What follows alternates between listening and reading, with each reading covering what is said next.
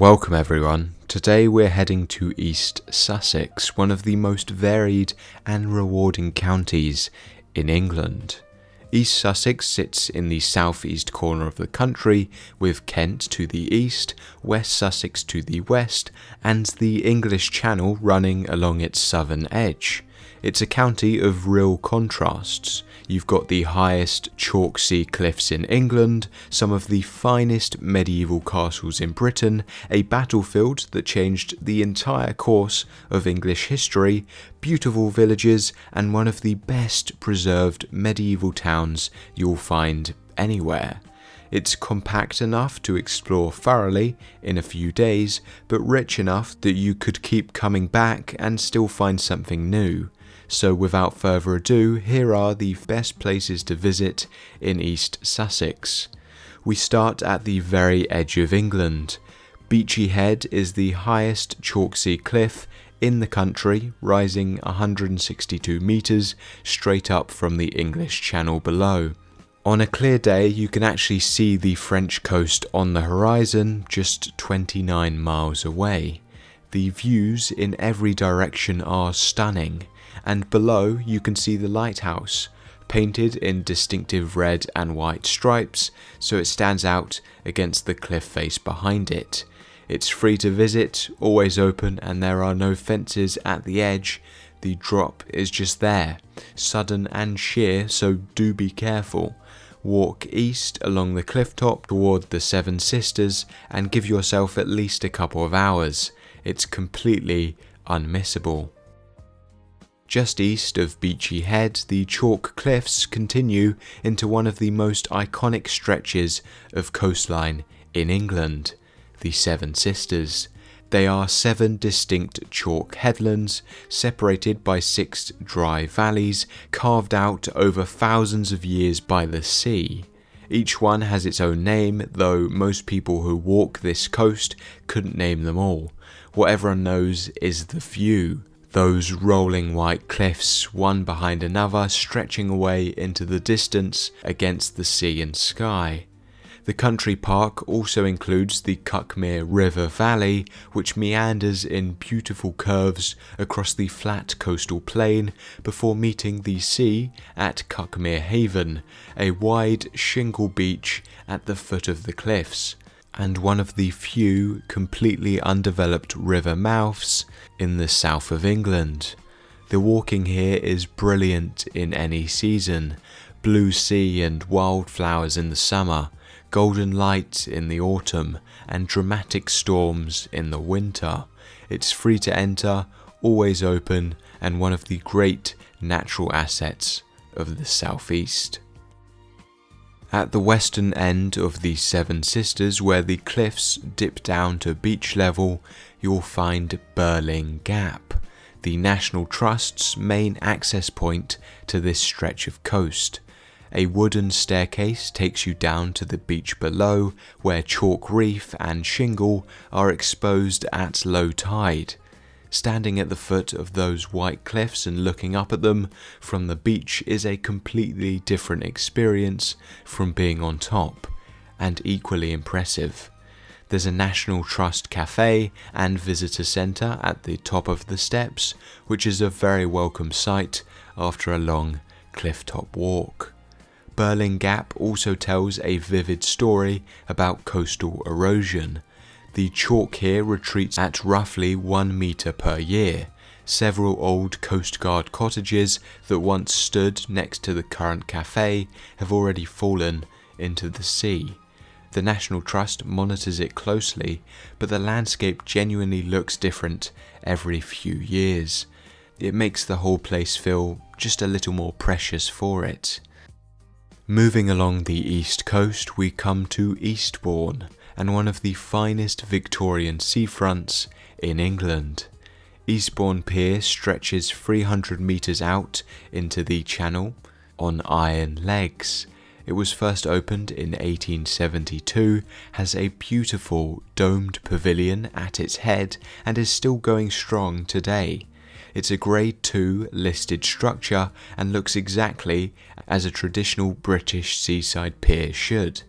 The wider seafront is just as impressive, a promenade running for several miles alongside the shingle beach, backed by handsome Victorian and Edwardian houses in cream and white.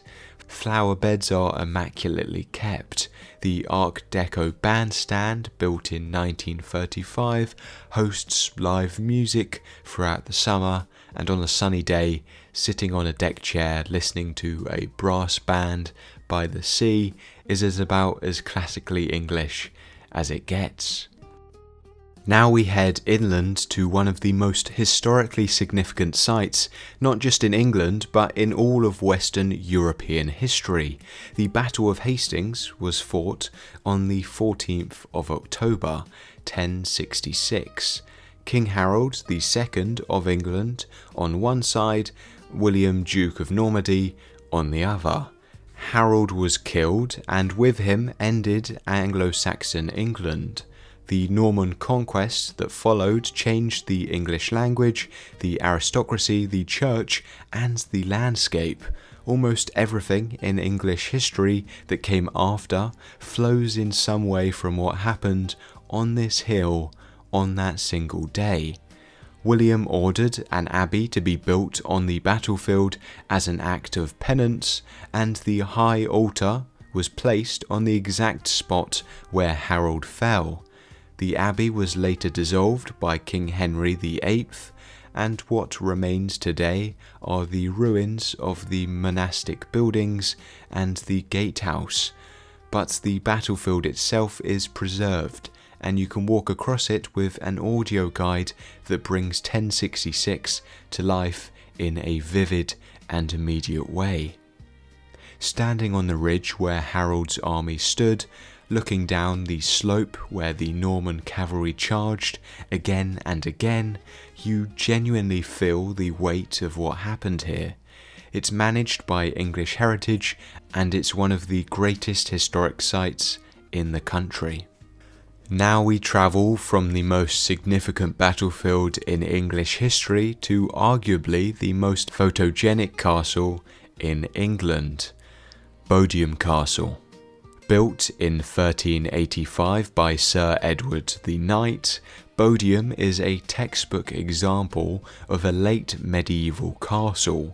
Square plan, round towers at each corner, surrounded by a wide moat that reflects the walls perfectly on a still day.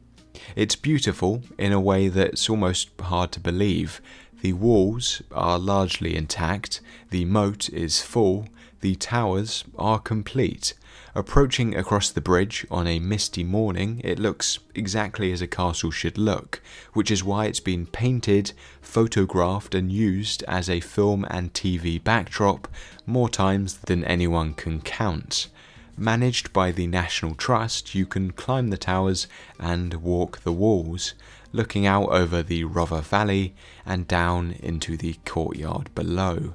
In autumn, when the trees turn gold and the castle glows in low afternoon light, it's simply one of the most beautiful sights in England. East Sussex has more than its fair share of impressive castles, but Herstmonceux is probably the most underrated of the lot. Built in the 1440s, it is one of the earliest large brick buildings in England.